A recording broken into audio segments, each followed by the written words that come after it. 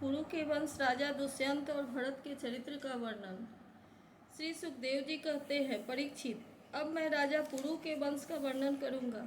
इसी वंश में तुम्हारा जन्म हुआ है। इसी वंश के वंशधर बहुत से राजर्षि और ब्रह्मर्षि भी हुए हैं।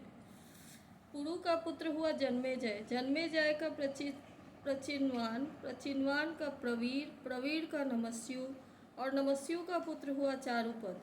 चारुपद से सुद्यु, सुद्यु से बहुगौ, बहुगौ से संयाति, संयाति से अहंयाति और अहंयाति से रौद्रासु हुआ।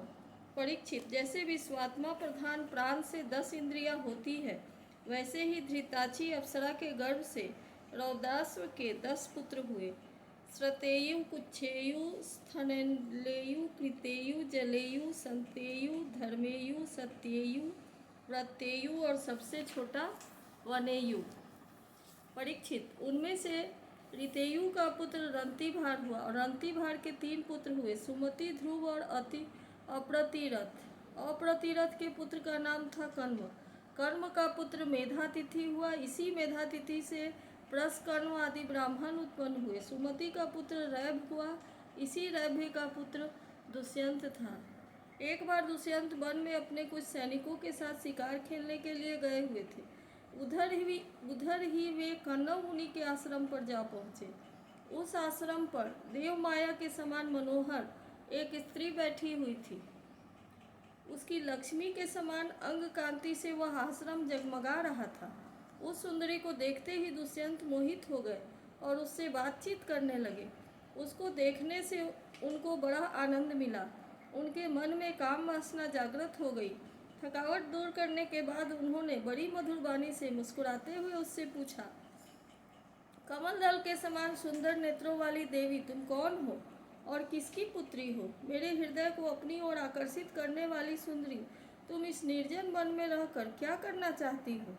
सुंदरी, मैं स्पष्ट समझ रहा हूँ कि तुम किसी क्षत्रिय की कन्या हो, क्योंकि पुरुवंशियों का चित्त कभी अधर्म की ओर नहीं झुकता। शकुंतला ने कहा, आपका कहना सत्य है। मैं विश्वामित्र जी की पुत्री हूँ। मेनका अप्सरा ने मुझे मन में छोड़ दिया था। इस बात के साक्षी है मेरा पालन पोषण करने वाले महर्षि कण्व। वीर शिरोमणि, मैं आपकी क्या सेवा करूं? कमल नयन, आप यहाँ बैठिए और जो कुछ हम आपका स्वागत सत्कार करें उसे स्वीकार कीजिए। आश्रम में कुछ निवार तिन्नी का भात है। आपकी इच्छा हो तो भोजन कीजिए और जचे तो यहीं ठहरिए। दुष्यंत ने कहा, सुंदरी, तुम कुशिक वंश में उत्पन्न हुई हो, इसलिए इस प्रकार का आतिथ्य सत्कार तुम्हारे योग्य ही है, क्योंकि राजकन्याएं स्वयं ही अपने योग्य पति को वरण कर लिया करती हैं। शकुंतला की स्वीकृति मिल जाने पर देश काल और शास्त्र की आज्ञा को जानने वाले राजा दुष्यंत ने गांधार्व विधि से धर्मानुसार उनके साथ विवाह कर लिया। राजर्षि दुष्यंत का वीर्य अमोघ था। रात्रि में वहां ठहरकर दुष्यंत ने शकुंतला का सहवास किया और दूसरे दिन सवेरे वे अपनी राजधानी में चले गए। समय आने पर शकुंतला को एक पुत्र हुआ। महर्षि कण्व ने मन में ही राजकुमार के जात कर्म आदि संस्कार विधि पूर्वक संपन्न किए। वह बालक बचपन में इतना बलवान था कि बड़े बड़े सिंहों को बलपूर्वक बांध लेता और उनसे खेला करता था। वह बालक भगवान का अंशावतार था। उसका बल विक्रम अपरिमित था। उसे अपने साथ लेकर रमणी रत्न शकुंतला अपने पति के पास गई। जब राजा दुष्यंत ने अपनी निर्दोष पत्नी और पुत्र को स्वीकार नहीं किया, तब जिसका वक्ता नहीं दिख रहा था और जिसे सब लोगों ने सुना, ऐसी आकाशवाणी हुई, पुत्र उत्पन्न करने में माता तो केवल धौंकनी के समान है। वास्तव में पुत्र पिता का ही है, क्योंकि पिता ही पुत्र के रूप में उत्पन्न होता है। इसलिए दुष्यंत, तुम शकुंतला का तिरस्कार न करो, अपने पुत्र का भरण पोषण करो। राजन, वंश की वृद्धि करने वाला पुत्र अपने पिता को नरक से उबार लेता है। शकुंतला का कहना बिल्कुल ठीक है। इस गर्भ को धारण कराने वाले तुम ही हो। परीक्षित, पिता दुष्यंत की मृत्यु हो जाने के बाद वह परम यशस्वी बालक चक्रवर्ती सम्राट हुआ। उसका जन्म भगवान के अंश से हुआ था। आज भी पृथ्वी पर उसकी महिमा का गान किया जाता है।